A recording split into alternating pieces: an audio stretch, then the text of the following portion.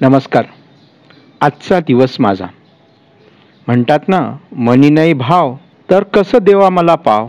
आपण स्थापत्य अभियंत्याबद्दल म्हणजे सिव्हिल इंजिनियरबद्दल या अगोदर पण 1-2 ऑडिओ ऐकलेले आहे. आता याच्या पुढचा पण ॲक्च्युअल आहे ना, हे लिहिलं होतं 2019. स्थापत्य अभियंता जाण स्वभाव उपजीविका.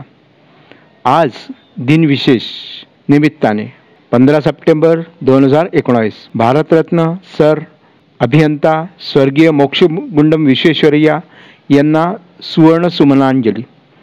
मी बरेचदा सांगतो की आपले अभियंता म्हणा की जनता यांच्या विचारशक्तीच्या पलीकडे जे फील्ड आहे ना, ते म्हणजे सिव्हिल इंजिनिअरिंग.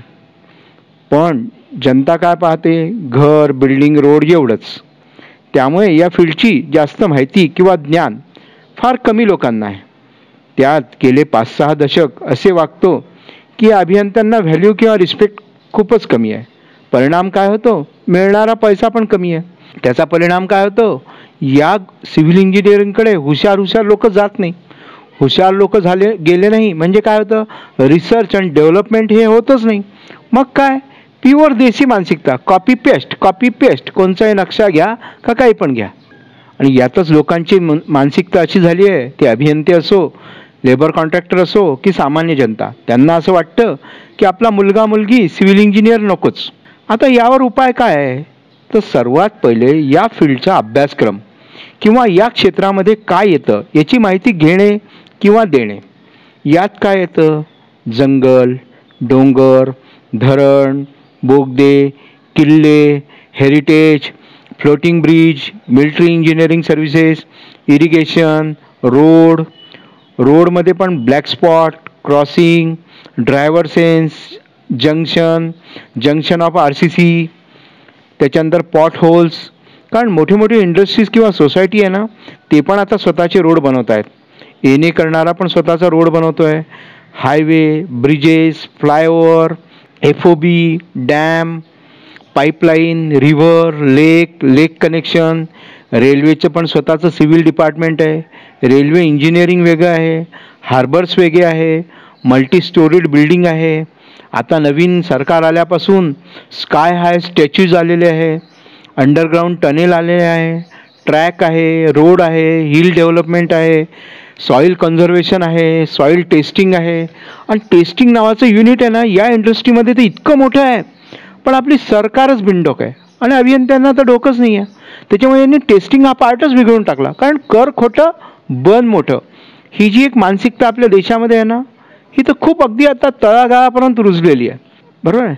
आता क्वारी डेव्हलपमेंटला पण खूप छान दिवस येत आहेत. म्हणजे काय होतं, एखाद्याकडे रस्ते बिस्ते काही बनत असले ना, तिथलं आपण खनिज काढून नेतो, मग तिथे खूप मोठा खड्डा बनतो. मग याला कसं डेव्हलप करायचं, हे खड्डे असेच ठेवायचे का, यात पाणी भरायचं की काय करायचं, हा सुद्धा एक खूप पुढे चांगला इन्कम सोर्स बनणार आहे. यामध्ये बेसिन्स आढळतात, ज्यामध्ये गॅस पाईपलाईन किंवा गॅसेस आहे, सोनं निघतं, गौण खनिज निघतं, कोळसा आहे. उत्तरांचल किंवा छत्तीसगडमध्ये असे बरेच आहे. चंद्रपूरला तर आपण केलंच आहे. या व्यतिरिक्त मोठे स्टेडियम आहे, स्टुडिओज आहे, फन विलेजेस आहे, मल्टी फंक्शनिंग कॉम्प्लेक्स आहे, अटॅच ट्रान्सपोर्ट त्याला जोडलेलं आहे. याचं उदाहरण दुबई किंवा सिंगापूरला पाहायला मिळेल.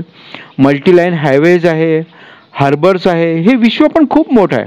आता मोठे एअरपोर्ट होत आहेत, त्याच्यामध्ये हब्स आहेत, हे ट्रान्सपोर्टशी कनेक्टेड केलेले आहे, म्हणजे रस्ते आणि रेल्वेशी.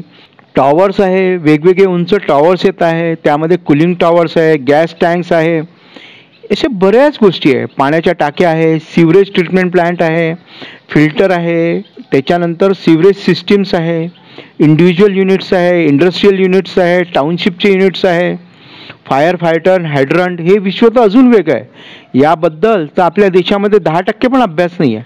आणि 5% काय, 2% लोकांना पण हे कंपल्सरी नाही आहे. याचं ज्ञान वाढवण्याची तर खूप गरज आहे. या सर्वचं डिझाईन आहे, क्वालिटी कंट्रोल आहे, जे आपल्या देशामध्ये क्वालिटी तर पाहायलाच जात नाही. आपल्या देशामध्ये एकच गोष्ट आहे, इस हात दे इस हात ले, बस. करोडो रुपये आपण मेंटेनन्समध्ये खर्च करतो, यामध्ये रिसर्च करण्याची गोष्ट आहे. आणि सरकारला काय वाटतं, एखाद्याचं काहीतरी ऐकलं की काहीतरी केलं. इव्हॅल्युएटेड म्हणजे कॉस्ट इव्हॅल्युएशन हा तर या इंडस्ट्रीचा सर्वात मोठा मुद्दा आहे. आता मी सिंपल उदाहरण देतो ना, राख वाढली यांनी सिमेंटमध्ये मिसळली, मग सिमेंट कॉन्क्रीटचं ग्रेडेशन वाढवून टाकलं. अरे अड्यांनो, मग शेवटी झालं काय ना, जे M15 ग्रेडमध्ये चांगलं कॉन्क्रीट होत होतं आता M65मध्ये करून राहिले. का तर अर्धी राखच आहे सिमेंटमध्ये. आणि परत कॉन्क्रीट मिक्समध्ये पण फ्लाय ॲश टाकतात, वरून केमिकल ॲड करतात. म्हणजे शेवटी फरक कुठे पडला? तर कॉस्ट इव्हॅल्युएशन आणि नॅचरल रिसोर्सेस वापरणं यामध्ये तर अजून खूप डेव्हलपमेंटची गरज आहे.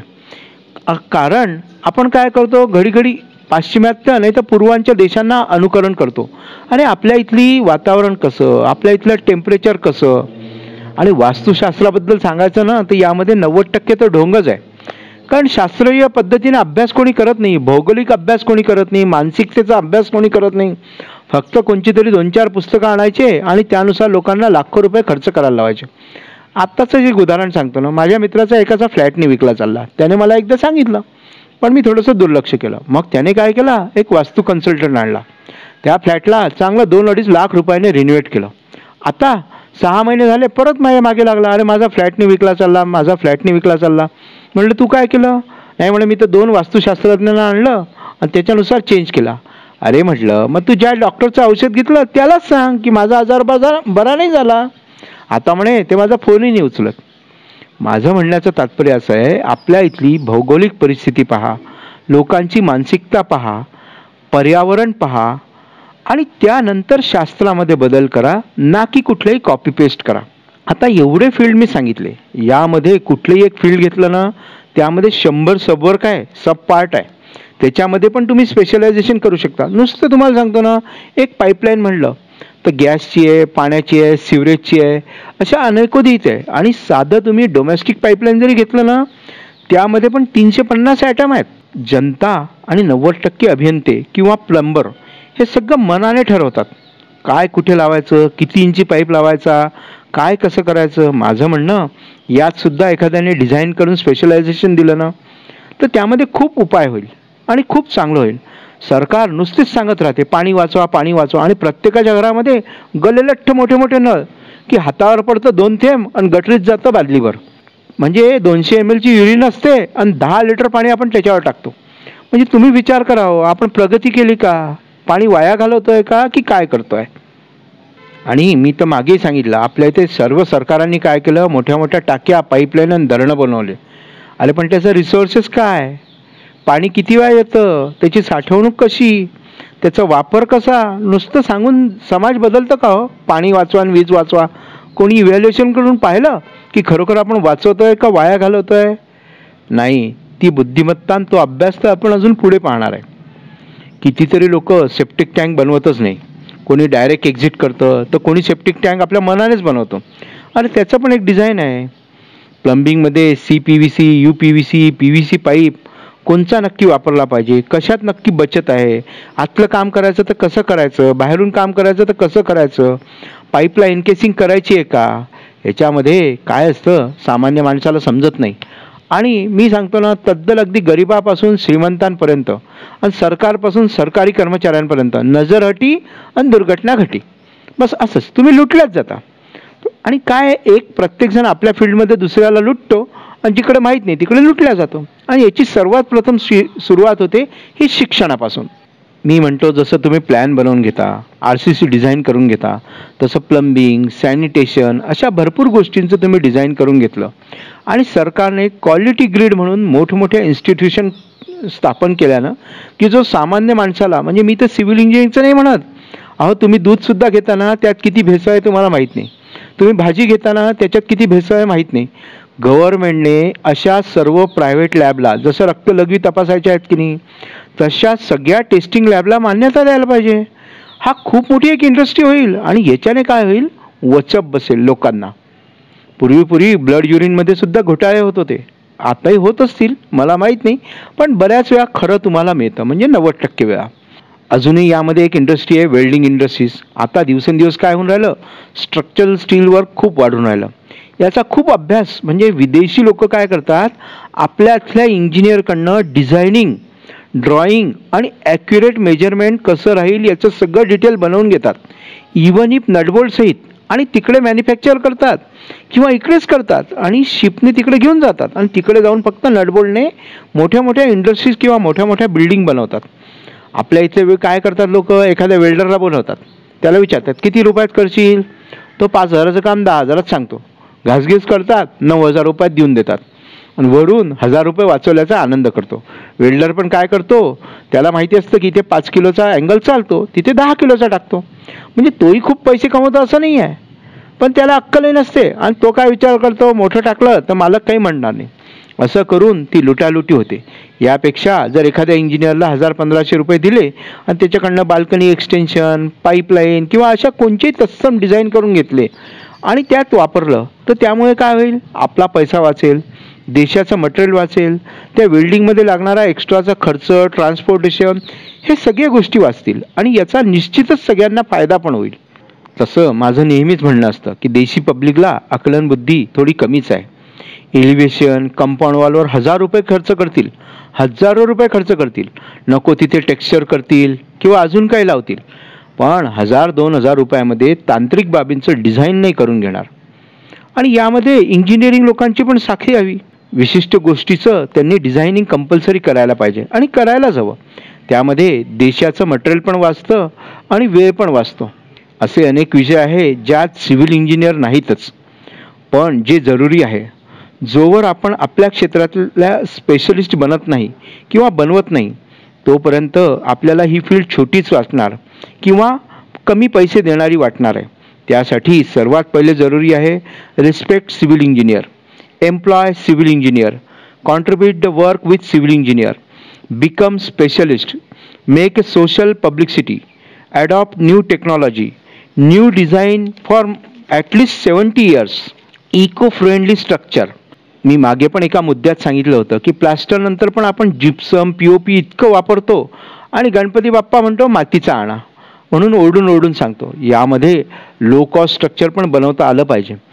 आमच्या इथे तर एकदा एखाद्या बिल्डिंगची किंमत ठरवून तेवढ्या रुपयात काम करणं, हे तर मी म्हणतो ना, ब्रह्मदेवाला पण शक्य नाही आहे.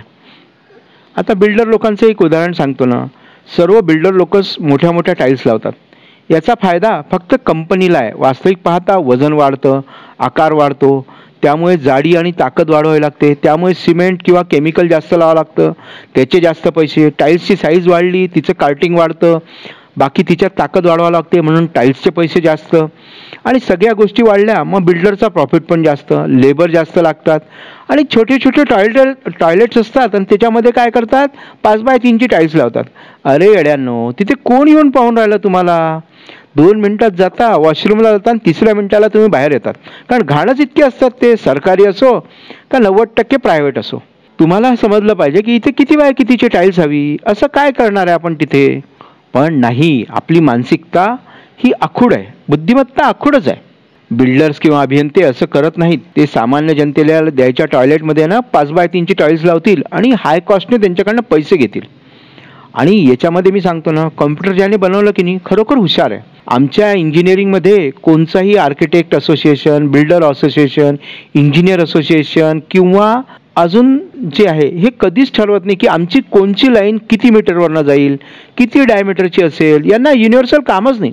म्हणजे एखाद्या टॉयलेटमध्ये जर तुम्हाला एखादा खिळा ठोकायचा असेल आणि 2 वर्षांनी तुम्ही ते घर विकत घेतलं ना, तर सामान्य माणसाला प्रश्नच पडतो की याची संडासची लाईन कुठून आली असेल, पाईपलाईन कुठून गेला असेल, इलेक्ट्रिकचा पाईप कुठून गेला असेल, गॅस पाईपलाईन कुठून असेल, डक्टिंग कुठून केलं असेल, कुठे खिळा ठोकावा. कारण यांना ही अक्कलच नाही की जर आपला सिवरेजचा पाईप आहे तर त्याची हाईट एवढीच असली पाहिजे, तो इतके MMचाच असला पाहिजे.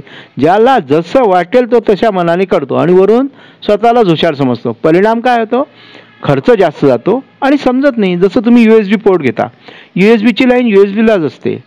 जसं अशा भरपूर ठिकाणी आहे. MSCBमध्ये कोणची तार खालून पाहिजे, कोणची तार वरून पाहिजे, मध्ये कोणची तार पाहिजे, कोणच्या रंगाची असते, अशा भरपूर गोष्टी आहेत. पण आमच्या इथे इंजिनियर किंवा कोणचे असोसिएशन आहे ना, असोसिएशनबद्दल तर आपले 2-4 ऑडिओ वेगळे जाणार आहे. असोसिएशन नावाचे फसवे आणि खोटे धंदे या विषयावर आपले 2-4 ऑडिओ येणार आहे. पण आता परत आपण आपल्या मुद्द्याकडे येऊया. असे अनेक मुद्दे आहेत ज्यावर अभियंते मुद्देसूद बोलू शकतात व किंमत कमी करू शकतात. स्वतःची उपजीविका पण चालवू शकतात. हेरिटेज कॉन्झर्वेशन, रिपेअर, मेंटेनन्स याची स्टडी हा पण एक वेगळा विषय आहे. सर्व्हे, इस्टिमेशन, व्हॅल्युएशन, बिलिंग हे क्षेत्र तर ABCD आहे. प्रत्येक नवीन येणाऱ्या अभियंत्यांनी किमान यात 1 वर्ष तरी काम करायलाच हवं.